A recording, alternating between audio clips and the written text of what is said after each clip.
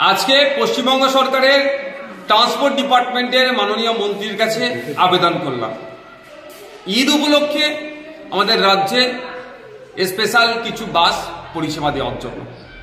কারণ এই সময় ভিন্ন রাজ্য থেকে পরিযায়ী শ্রমিকরা বাড়ি ফিরে, অনেকের যোগাযোগ মাধ্যম হচ্ছে বাসে করে ফিরতে হয় আমাদের রাজ্যের মধ্যে, এবং শহর থেকে মফস্বল এলাকাতে যারা কর্মক্ষেত্রে শহরে থাকে তাদের ফিরে আসতে অনেক অসুবিধা হয়।